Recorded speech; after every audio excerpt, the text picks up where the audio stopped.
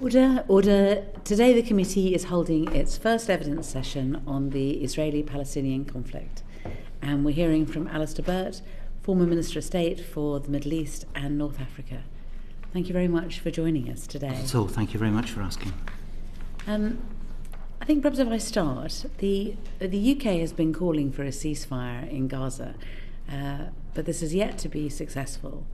What levers does the government have to pull to achieve it? On its own, not many. I think it's important for the UK's voice to be out there calling for the obvious, but I think most of us appreciate that in relation to Middle East policy as a whole, and not least Israel, acting in concert with others is very important. And again, as we know, ceasefires are complex. Ceasefires arise when it is of advantage to one side or the other, or usually both. Each is worried about how a ceasefire might be used, whether it weakens them or causes any problems further on. So it is the right thing to do because in pure humanitarian terms, stopping the killing of people, and particularly innocent civilians, is paramount to all of us. So it's natural the appeal will be there. But the actual levers to secure a ceasefire, they're much more local than they are international.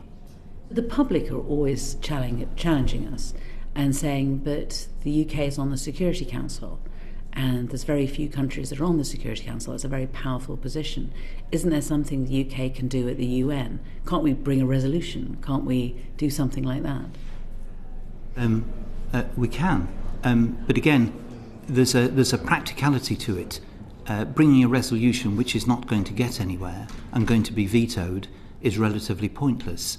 And so most of the diplomats work on the basis of what is achievable rather than what makes a statement. Sometimes it's important to make the statement, and we're all aware of resolutions that have been brought forward in order to produce the inevitable veto. If it's on Ukraine or Eastern Europe, it'll be Russia and China that produces a veto. In Syria, Russia and China produced a veto. Anything that is critical of the state of Israel is going to produce an American veto. So the diplomats work on the basis of, well, there is some point to that, but surely our time is better spent behind the scenes. What can we do practically that may be short of a resolution, but that actually achieves something on the ground? And on that, as I'm sure the committee will be well aware, they can be completely assured, huge amount of work is spent in relation to that behind the scenes, the various envoys that are out there, people talking to people, trying to find the key to bringing a cessation of the hostilities. As we saw just last week in relation to Lebanon, the point there was, I would characterise it as, Israel has proved its point in being able to reduce Hezbollah's attacking capability very markedly. It's reduced its leadership very dramatically. Hezbollah really had nowhere to go. Israel could withdraw from territory which was not its in terms of sovereign territory of Lebanon and reinforce what had been Resolution 1701. Gaza is very different. The stars were aligned in relation to Lebanon that brought a possibility of the ceasefire, and we'll see how it holds. There's no reason why it shouldn't. It's in both their interests. But getting a ceasefire where it's not in the interests of both parties is quite difficult. And I just take you back, though, to the UN, because I do think that, you know, as I say, the public listening to this or watching this still, I mean, I think it's hard because they so desperately want there to be a ceasefire. Yes. They hear us talking about it, calling for it, but don't see the other work that's being done. If there was to be more obvious work on the international stage, such as, you know, Britain is trying to put forward a resolution, they're trying to gather support for it, at least people would see evidence of what we were doing, because at the moment they see so little evidence. Well, I think you had the Foreign Secretary here last week who can answer in relation to that. Understandably, of course, the public want a cessation of violence in all circumstances, and they look at the tragedy of what is happening in Gaza at present mystified as to the scale of it, even after the horrors of October the 7th. And of course they want it stopped. But for a Foreign Secretary, again, doing something for the sake of it has limited value. The Foreign Secretary will want to make sure that the United Kingdom has achieved something, and that's why he will presently seek to work in company with others to achieve something. But very often you won't know until something emerges from all these conversations around the back to get a pause or to get the next stage going. But as everybody is aware, the situation surrounding Gaza and everything that led up to where we are is incredibly complex. You talked about Lebanon, and I think that Afra particularly wanted to ask some questions about that. Yes, I've got a question about that. I was just going to ask a quick follow-up on this point as well. Yeah. Just obviously the US and Israel have an incredibly strong relationship, and the incoming administration, it's likely that US support and resolve for Israel may get firmer. I just wonder whether you thought there were any steps that the government could be taking now to work with that transition team of the President-elect to support work towards a ceasefire? Yes,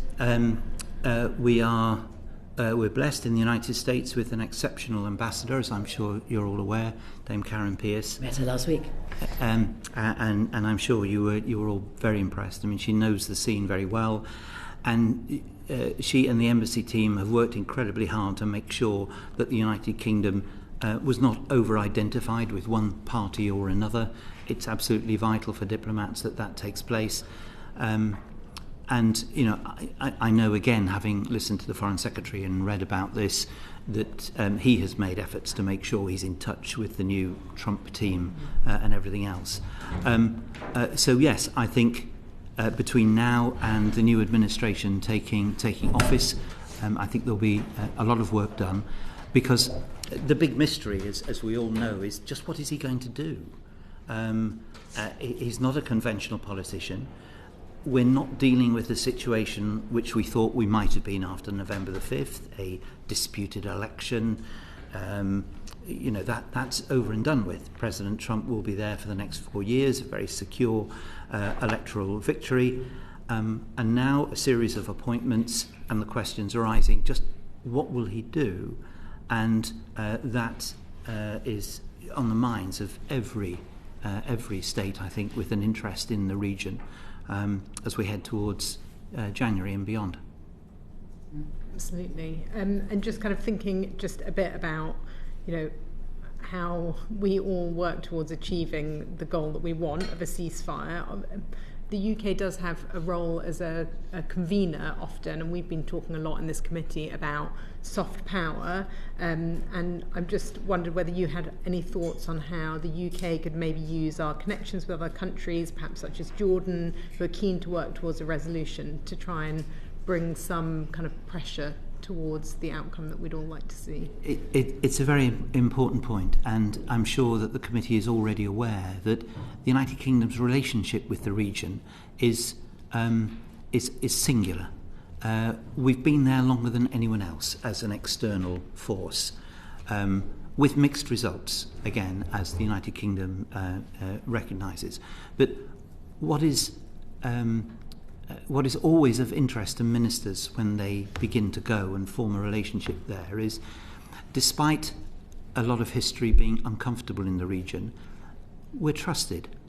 The diplomatic strength is very important. We have exceptional ambassadors. They speak the languages, they're in tune, their teams work very hard, and there's something about the United Kingdom. We're not the richest, we're not the biggest, we're not the most powerful, we're not the most militarily strong, but we do have long-term relationships. The monarchies, again, are very important in those states where that is their system of government. And they look to the United Kingdom. Sometimes they use the history. They know that there are things that we didn't do very well, and they say it's time to put these things right. But essentially, they see the United Kingdom as different both to the European Union and to the United States. Now, they indeed will say there is more we can do in certain circumstances, and I think it's important that we listen. At the moment, everyone's on tenterhooks about the United States, but there are still other states that matter. Now, The United Kingdom using its influence to draw people together with these particular relationships with the Arab states, with a relationship with Israel, again, which is important to those states in the region. We will no doubt talk about Abraham Accords and things like that. But these relationships are important. They know the United Kingdom is in a position to have been less demonstrative than the United States, and therefore the ability to bring people together, whether it's for a series of individual bits of work on the elements that need to be taken forward. I would put to you that at the moment we don't know what the political horizon is going to be in Gaza, and I think we need to know that. We need to know what will happen to the civil authority when the conflict stops. We need to know what Israel's intentions are. Is it for annexation and resettlement or not? If it's to be part of a Palestinian state, how is this to come about? How is this going to be achieved? Now, all these are matters which will follow on one from the other, but the work needs to be done in parallel and needs to be done now. And the United Kingdom can play a part in that, to be talking to people about these individual component parts and how, when the opportunity is there, how they can be brought into place. Because this won't end with everybody sort of looking at their feet. It can only end when people know what is going to happen the next day. Because the security of everyone involved, not least Israel, whose citizens also need security and know that October the 7th must never happen again, security for them, security for the civilians in Gaza and on the West Bank, people are going to want to know what's going to happen, and that work needs to be done now, and the United Kingdom can certainly play a part in pulling all that together. I know those are all topics that we're going to come back to. I just wanted to kind of think about Lebanon, and obviously the ceasefire is an extremely positive sign, and we hope it's indicative of future deals to bring an end to the violence in the region. We do need to recognise that Israel is, of course, a country at war, and therefore there will be strategic implications for the concentration of force towards Gaza. Do you think that this shift of force will weaken the resolve of Hamas and hopefully bring us closer to the release of hostages and then a ceasefire?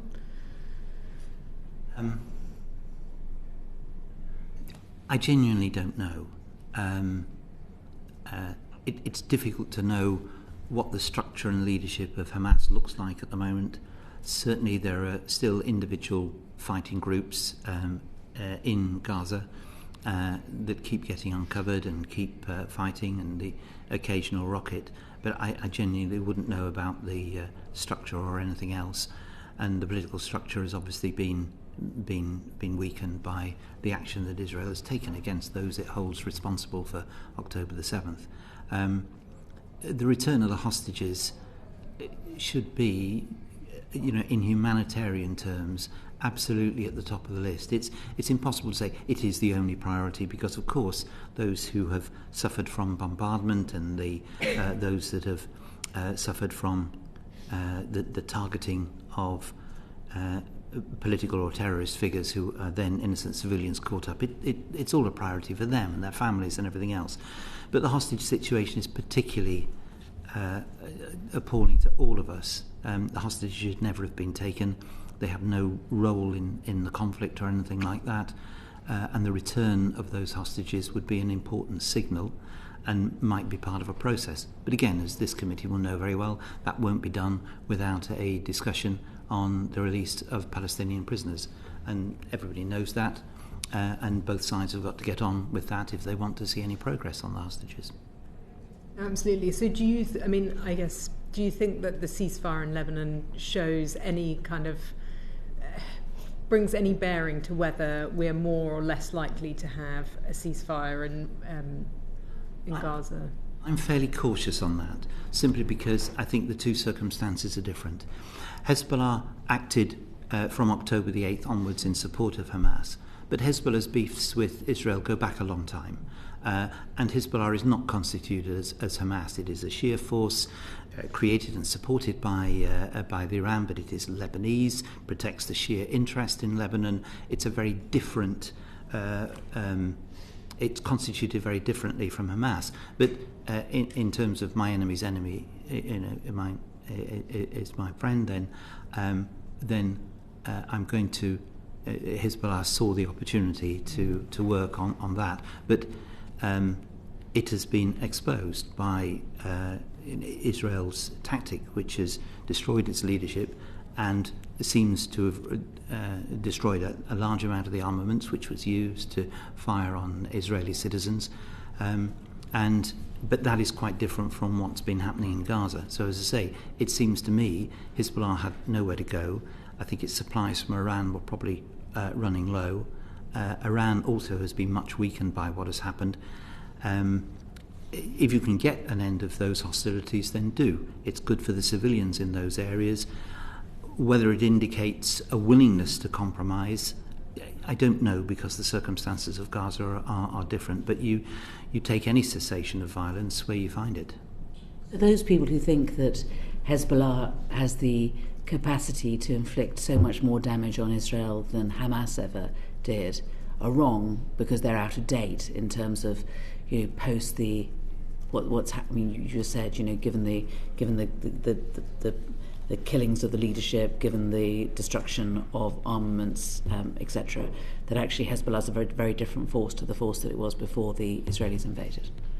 I think that's right. And if you'd asked me sort of several weeks ago, what I thought about Israel launching an attack on Hezbollah, I probably would have been cautious and said, well, we don't know exactly what they've got. Yeah, exactly. As we know, we've read all the stories saying this is the best equipped non-state force in the region with huge capacity to inflict damage on Israeli cities. Is this what people want? It turns out it's not quite been like that. A little bit like Iran's defences are not what they might have claimed, and Iran is much weakened as well. Yeah. So what we know is that if there are other armaments available to Hezbollah, they've not been used. But Israel has always made it very clear, any attacks on Israeli cities and civilians produces a maximum impact. And having done what they did in southern Lebanon and doing what they're doing in Beirut, that message will have been very clear. So maybe that has stopped. Now, for most of us, that would be the point of saying, well, these conflicts, if they don't end, they're just going to go on forever. Why don't we take this opportunity to resolve the politics behind this, and then maybe people can live normal lives in the area? Well, I think that takes us quite neatly on to what Absa wants to ask about. Thank you. So you spoke earlier about the peace process and potentially, recognition. For many Palestinians, recognition has become now a distant idea, especially with the annexations and the increased annexations in the West Bank. Do you think that the UK should recognise Palestine, given that the majority of UN members now do? I'll probably end up giving you almost the same answer as the Foreign Secretary gave last week, and having given that answer for most of my life, I'll repeat it, but I think it's now got some nuances. The reason why the United Kingdom hasn't recognised the state of Palestine is that the UK recognises that to do so is a very, very important gesture in this whole peace process, and has always wanted to make sure that when it did recognise the state of Palestine, it would do so at a time of maximum advantage to the process. I think the calls that have always been made to say there's a logic to this. If you support a two-state solution, by and large there's got to be two states. There's one, so why don't you formally recognise the second, because it's obvious that that is what you believe in. I think my sense is the UK's position would now be that they will be looking for one or two others to take a step, because there is a further nuance. If you really think the prospect of a two-state solution is disappearing completely, in order to keep it alive, you might recognise the state of Palestine. But again, you will know very well, as I do, the UK recognising a state of Palestine changes absolutely nothing. Changes nothing on the ground, doesn't bring it about or anything like that. And that's why the UK has always been hesitant. I think it would seek to work with others, maybe France and Australia, two likely candidates at the moment. But we saw in recent months, was it Norway and Ireland, recognised the state of Palestine. There was no implication on the peace process or anything like that. So that's the reason for hesitation. But I think you could always press a minister and a foreign secretary to stay. There is a logic in this, isn't there? Presumably, if you support a two-state solution, you do support a Palestinian state, so you will at some stage say that you recognise a Palestinian state. What will it take to get you there? And I think what is changing at the moment is what we are hearing from some Israeli ministers about annexation, reoccupation of Gaza, which would seem to remove almost entirely the prospect of a territorial state of Palestine. And it may be that the time has come for the United Kingdom and others, in order to prevent it being completely removed from a possibility, to say, well, we're prepared to recognise to keep this alive. It won't make it happen, and other things need to happen, but the argument may be changing. Do you think if there's a strong prospect of annexation taking place next year, that recognition should take place before then? We can only go off what we're hearing, and as people are now keen to say, when people tell you what they're going to do, you ought to listen to them. And Ministers Smotrich and Ben-Gvir have made no secret of their belief that annexation should take place, because their belief is not in a 1967 borders Israel, but in a different one. They have some popular support for that, particularly because the security situation has changed and everything else. Now, there are claims that... It's worse than that, isn't it? Sorry? I thought it was worse than that. I thought that the current Netanyahu government have actually backtracked from the idea of being in favour of a two-state solution as well.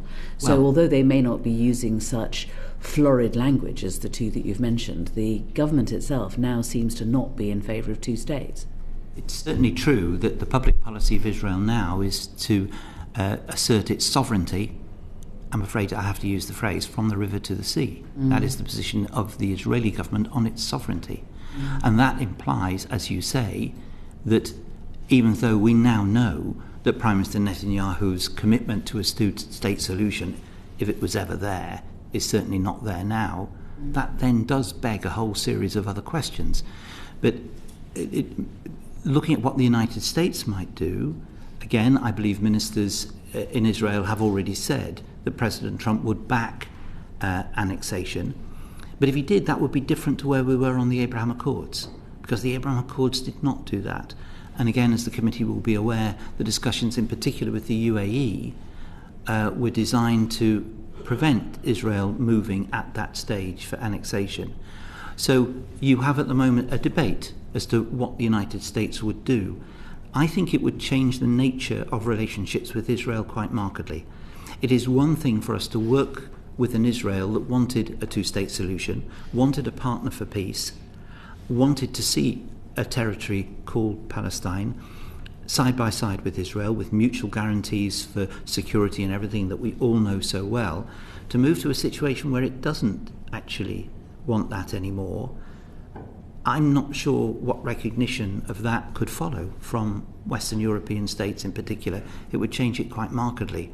So I do hope that's not a route they go down. Do you recognise that there are two things that are happening here, one of which is that we are close approaching the point at which recognising anything is to recognise a state that can't exist because Israel has fully annexed it, at which point it has no value whatsoever. And the fact that at this point, where we are in the minority of the UN, it doesn't look like any form of global leadership at all. It looks like rank cowardice that we are not doing it when everyone else has. And especially when you started off by saying there are very few levers that the UK has to pull. We are a P5. Actually, the probably the last remaining ability to provide any comparable support to the process at this point is for the UK to recognise Palestine. Well, firstly, you're absolutely right that the UK is far from being powerless. Member of NATO, member of the European political community, Commonwealth, Security Council and all that, absolutely, and that's recognised by other states. But the question was precisely what influence or leverage we had in relation to the State of Israel, and that's limited in terms of everything we've seen in recent years. and looking forward to what a peace process might be. We have always given massive support to the peace process. I was looking back at some of my notes in preparation for this, and all the notes I had of the briefings I got, peace process right up there, right until the time I left in 2019. It's always been front and centre. But that point of recognition, again, I suppose I'm hesitant, because it would be strange if I came here and sort of reversed something that I'd said for years. There will be one or two things I wish we'd changed. But the recognition, as I say, it's symbolic, but it doesn't do anything else. But in company with others at a crucial time, maybe because the timing of comments to Israel is very important. Israel is influenced. It wants to know that if it's hearing criticism, it's from those who are acting in good company. So it can't simply say, oh, well, they would say that, wouldn't they? Israel has a very long list of countries it just doesn't listen to because it believes they're all against them for anti-Semitic reasons and others. But if the United Kingdom, a friend, was to say something in company with other friends, it's going to listen very carefully. So that is leverage. What the P5 and what the Security Council can do, it's been through the UN endlessly, as we know. It wants to see some further action. But I think until we've started to deal with the things that I mentioned a moment ago, what is going to happen in terms of civil authority, what is going to happen to Gaza, what is the future political horizon. Again, the rebuilding, what are they estimating at the moment? It's hundreds of billions of pounds. No Gulf state is going to put any money into rebuilding Gaza if it's going to be destroyed in 3 years' time. So what is going to happen to that state? And we've all seen, we've seen the pictures. Yeah, not everybody in the world has seen the pictures. Israel doesn't see many of the pictures of what's happening in Gaza, we understand. But we've seen the pictures. How is that going to be repaired and restored unless there is the processes that I mentioned earlier? And that's where I do think the United Kingdom can be involved. And maybe recognition is a part of that process. Before we go back to Absalom, just because you did say it, so I'm going to ask, you don't have to say. You said you had one or two things that you wish that you had done. Do you want to tell us what they are before we move, were they in relation to the Middle East? Oh, yeah. I got, and I'm even-handed, because I think you need to be in these complex circumstances. Let me say two things. Firstly, the polarisation now of the debate is as acute as anything I've ever seen. And it's changed the way in which we deal with the debate in the UK and all over the world. Yeah. It's hardly possible to be in my position of expressing empathy for the victims of October the 7th without someone saying, oh, so you support a genocide nation, do you? Yeah. And expressing empathy for those who've been killed in Gaza. Oh, do you want Hamas to win? We all know it. You'll be reading it in the stuff that comes to you, and we read it on the internet and everything else. I've never known it so polarised. Most of my working life in politics has been dealing with people who have seen it from both sides. There are injustices here for Palestinian people dating back to 1948, but this won't be solved by pretending Israel can be erased or anything. Equally, we do want to live in peace with our neighbours, but we've got to be secure. How can we achieve this? This is now much more difficult. So being even-handed and recognising faults on all sides, I think, is still important. The two things I would look at in specifics to policy on Israel and Palestine would be, I think we should have taken action against settlements much earlier. I think the fact that settlements have been allowed to grow with no consequence has done a lot of damage.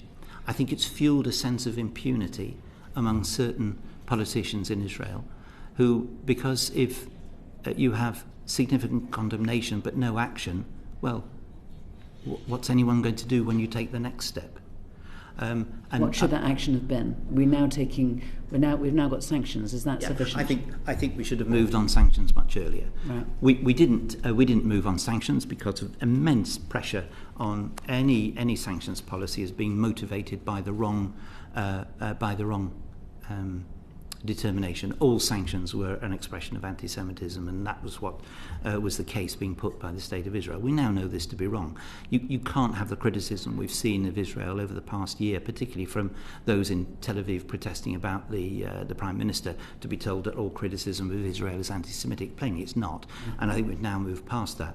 I think we should have been clearer that international law matters, The settlement process was advancing quite genuinely under our noses, and there should have been action. And you can start with sanctions on individuals, but you can spread it to a wider trade sanction and all that. This would be a massive change in policy, but what do you do?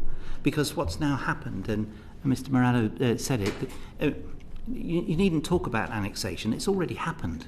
There are plenty who say that sort of formal annexation is unnecessary. It's already there.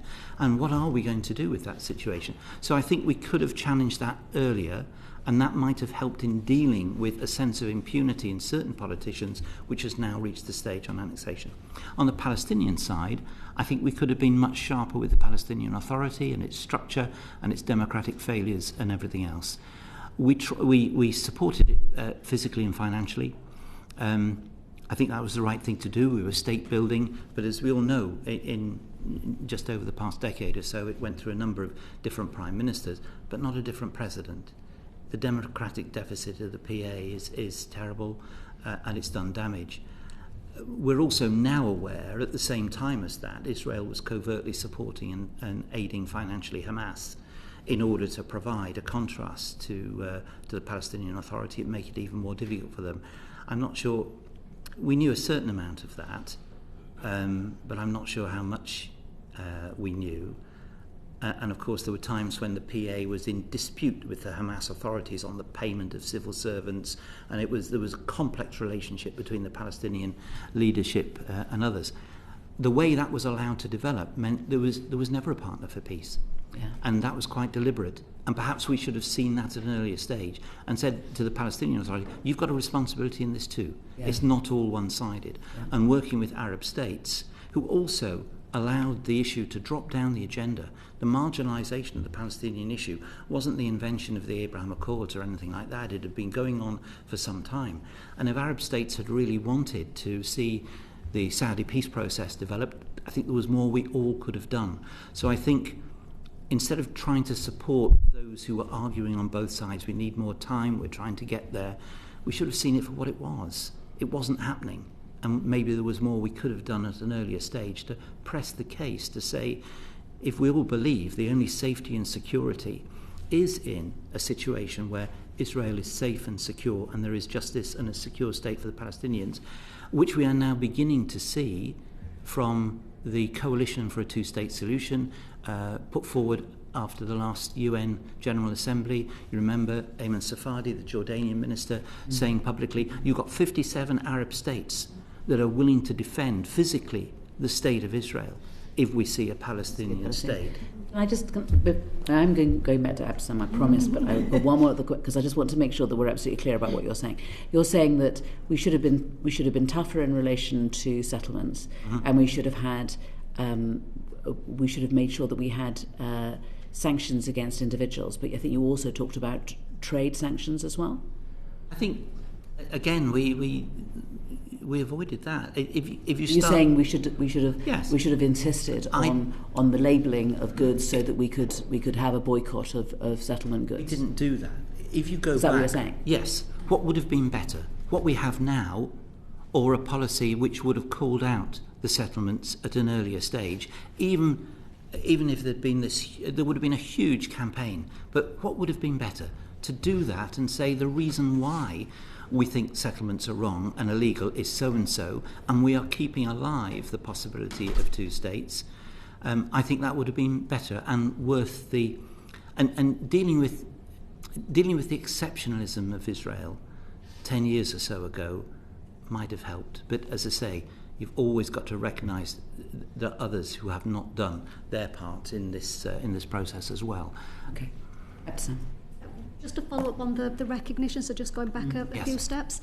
So how do we create a balance in the negotiation so it's not solely on whether Israel wants Palestinian recognition? How do we create that balance that sort of supports the Palestinians in also having being on a level playing field in terms of the discussions?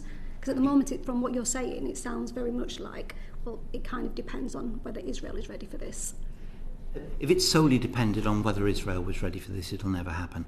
But what's happening in the region is of great significance. I think the Abraham Accords were deficient in that they didn't deal with the Palestinian issue. It was at the time when people believed it could be marginalised. And I am on record, I don't know whether Chair heard me say this on more than one occasion in the House of Commons, you can't manage this issue.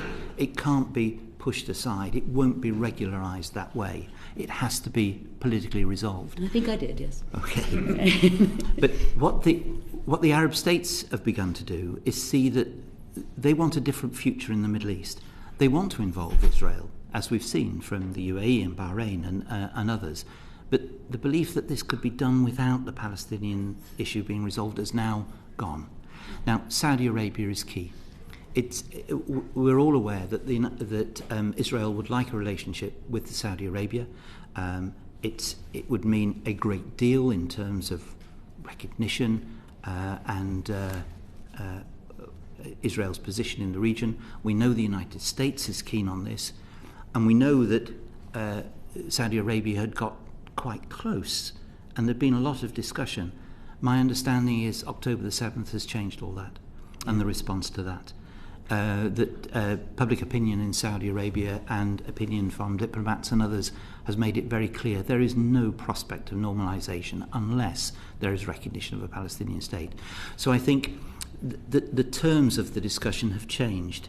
I think there is a determination amongst Arab states now to see this. But I come back to two key points.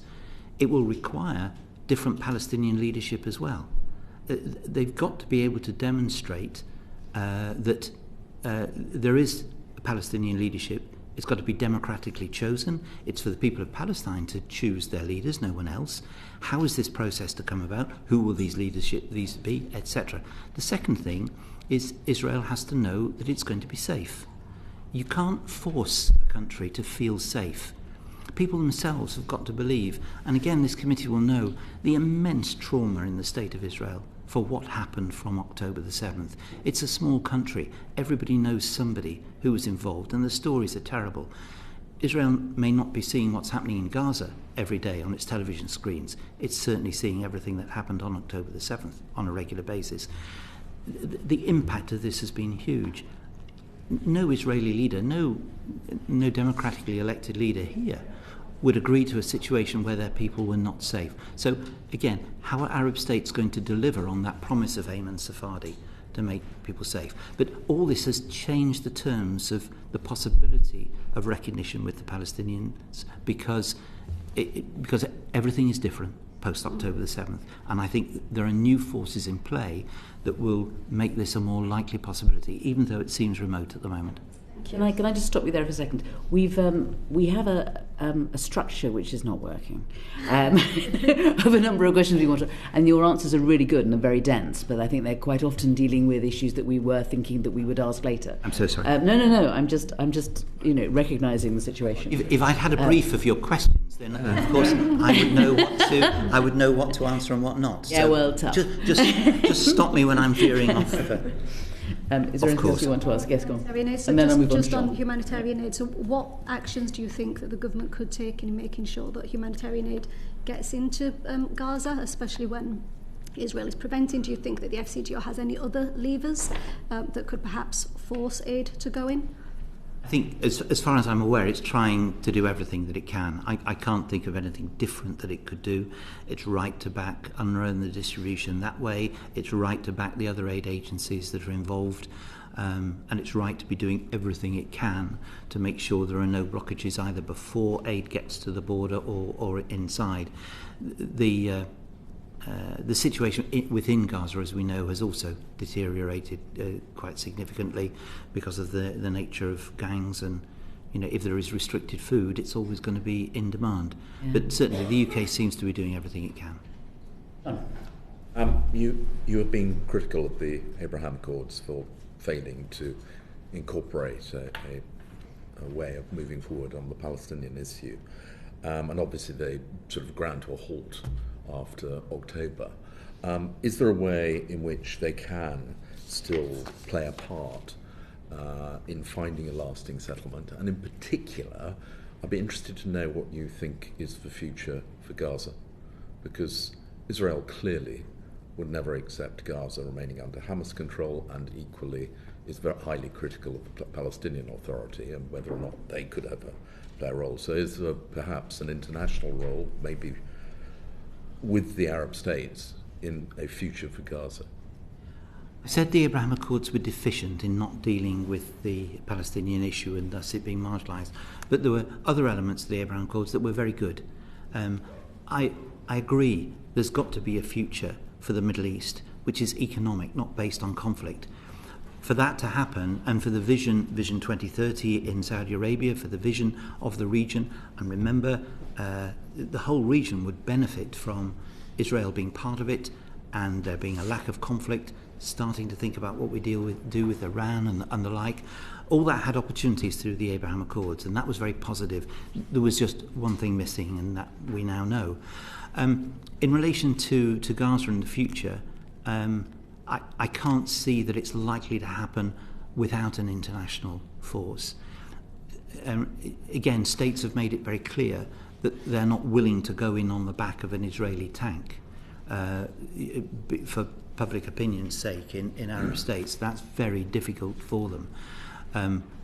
Israel is not going to want to relinquish control of Gaza until it knows it's safe from Gaza. But this does not seem to be impossible to produce. But I go back to what I said earlier. That's also got to depend on what the political horizon is. There will be a distinction between immediate civil authority and then what the longer-term prospects are. I think it has to be international, and it has to be coupled with political change that recognises that we can't go back to where we were. October the 7th has changed everything, and I think there is an international role, yes. And how do you see the international role? I mean, are we talking UN, or are we talking maybe the Arab states coming together? What kind of international presence do you think would be most effective? Well, this is an area where I'm not particularly got any expertise or any insight at the moment, because people have sort of shied away from talking about it. The UN is a good cover. You can bring nations there, but remember how Israel views the UN, either ineffectual, as in UNIFIL in Lebanon, or politically hostile. But it still can bring together international forces under that particular flag. If you do it any other way, well, what flag would it be? Would the GCC as a group do it? I think certainly the Arab states have got a real role to play, both in security and in finance. And I think that's the route to go down. But also the other side of it, it's got to be absolutely clear that those who have been engaged with Hamas are not going to do it any further. There is no point in going in knowing that terrorism is, or that way of dealing with the issue is something that's going to continue. Can I squeeze a question in from Edward before he goes off to vote? I was quite interested to link a couple of things that you said together. So you mentioned earlier on that the Palestinian people need to choose their leaders, but at the same time, Hamas won an election, and then there wasn't an election ever after, and obviously we've had the same leader of the PA for a number of years, despite prime ministers changing. And then also this sort of issue of are the Arab states going to step in to be the provider of a security guarantee, and whatever you want to say about the Arab states, paragons of democracy, they are not. So when you say Palestinians need to choose their leader, actually how does that come about? There are plenty of thoughts out there about this. There are people who want to get into the Palestinian community to begin the process of talking to the population about different political parties. This has long been thought through. I remember 2013 being in Gaza at a meeting not involving Hamas, but of prominent business people, and a young woman there, about 13, 14, suddenly shouting at the older men and say, why do we have to choose between Hamas and Fatah? Look what's going on. Why are we forced to do this? There are people who want to talk, because again, we lump people together, Gaza. There are people working there, they want different futures. The business community, much obviously damaged by what has happened, but there was a thriving business community there. They want an opportunity for expression that does not involve the old parties and the old fights. So there are people who would go in and do polling and work on the building up of political parties. There are community organisations and the like.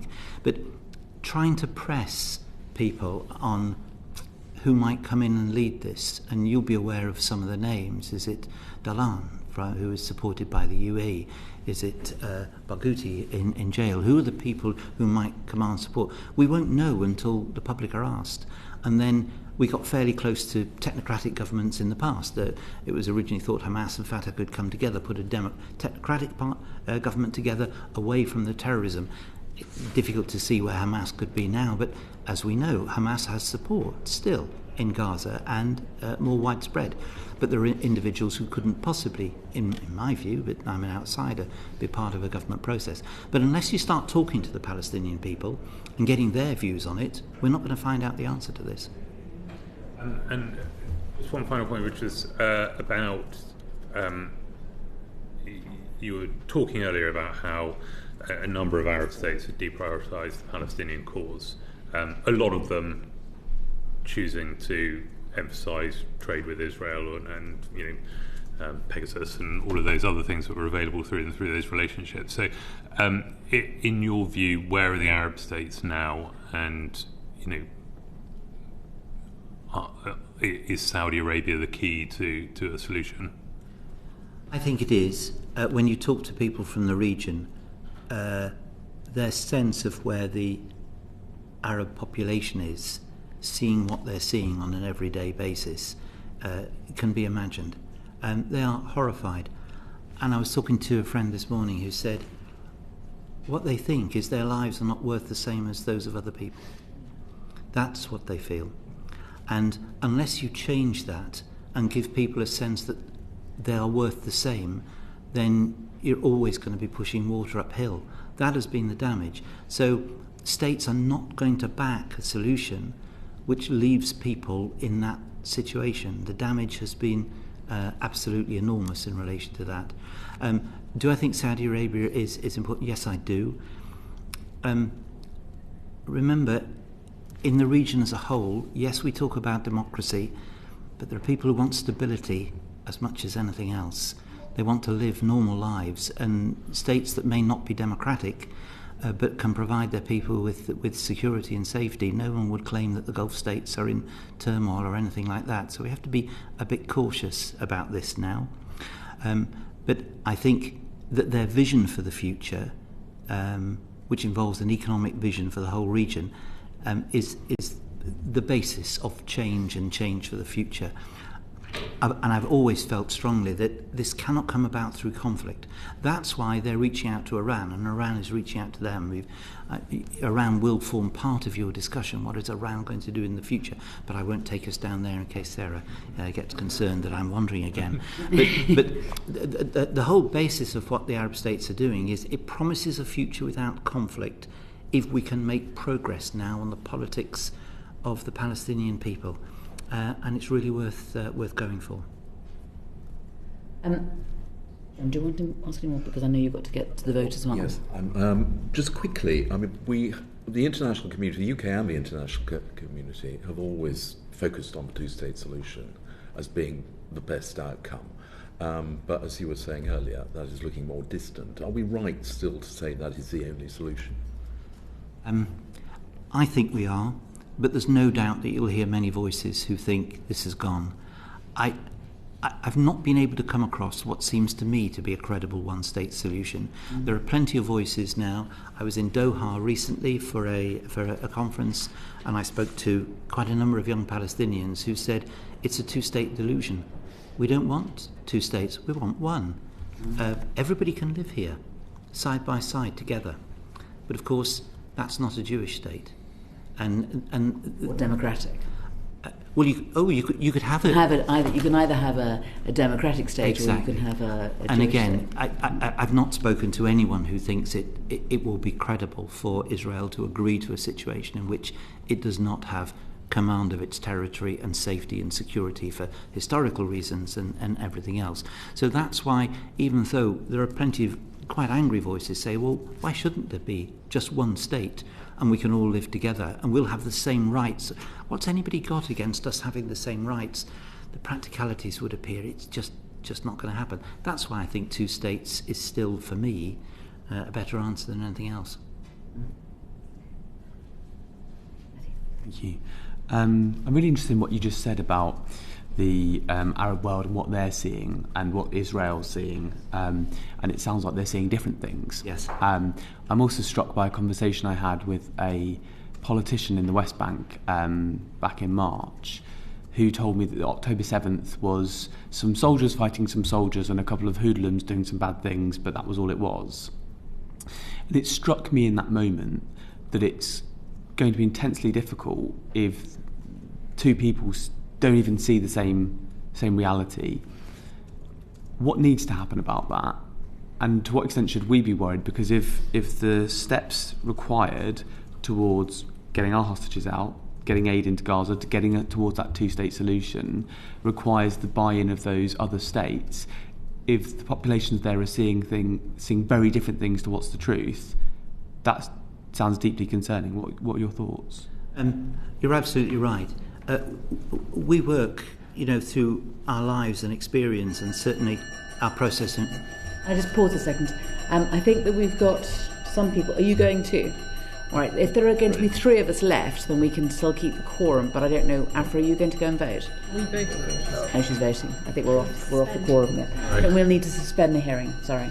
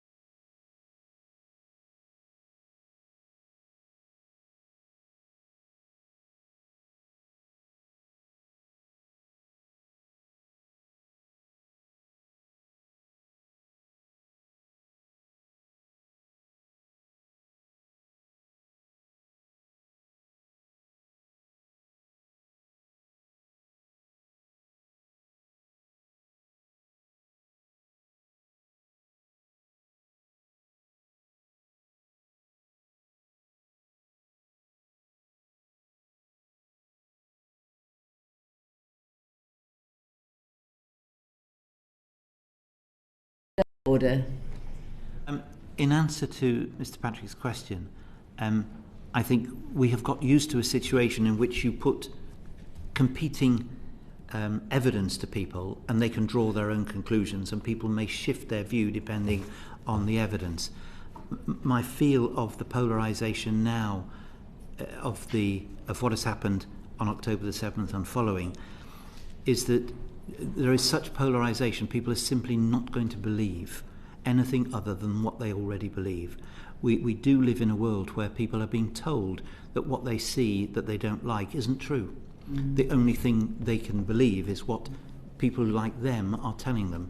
And from all the things I've read on both sides of this, it's so polarised, no one is going to listen to the other. And I think that's deeply worrying for people who are trying to find a pathway through. So we have to look for the individuals involved in these states who do want to see something different. I think that takes us very neatly to the last question, doesn't it? Yeah, which is like, what next? Yeah, well, essentially, yeah. What do we do? There is an inherently within that. I made a commitment to Mandy Damari, the mother of Emily Damari, that I would raise her case whenever it was appropriate to do so. Yes.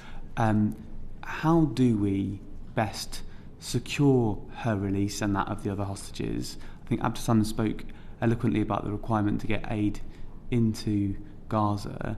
How do we achieve that? And then, if I can tie it into that broader end question, what are the building blocks for us to get towards a rebuilt Gaza, which I think is inherently, from my mind, intertwined with a Palestinian state eventually? What are the building blocks so we can get there with the required leadership of the Palestinian people? So I tied 3 questions there because the chair said there's 1 question left, so that's what you have to do. Well done. I'll try.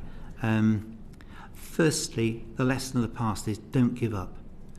I've written, quite regularly that one of the reasons we are where we are is that when things got difficult with previous peace processes, they collapsed. Whether it was John Kerry, who cared about this so much in 2014, whether it was Oslo and what happened after that, what happened after Madrid, you reached a sticking point where people just gave up. And there are all sorts of excuses and reasons why people gave up, but then we got to where we are. So the first thing is don't give up. That's the best support that they can be given for Emily and others. Don't give up on this. Secondly, look for where there are things happening.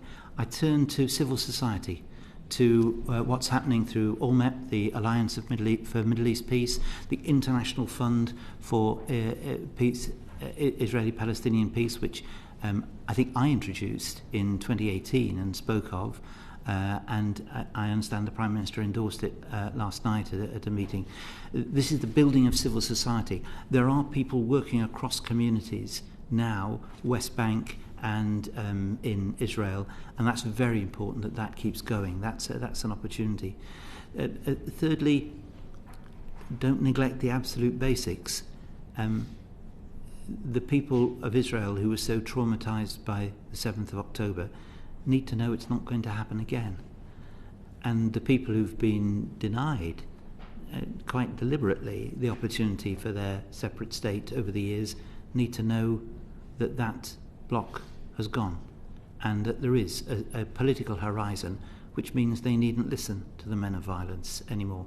And it is men. It's men, money, power, ultimately. And you throw in religion. And finally on religion, keep away from people who think the end of the world is a good thing, because they're knocking around, and they're knocking around in Jerusalem, and we haven't spoken about Jerusalem and the risks there, Al-Aqsa and what is happening there with extremists active there, and I think that remains important as well. But I think the fundamental that you would urge your ministers to follow, don't give up on it this time. The best hope for peace is to look at the people who are working with each other now. We haven't tried the bottom up. There was a lot of it worked in Ireland.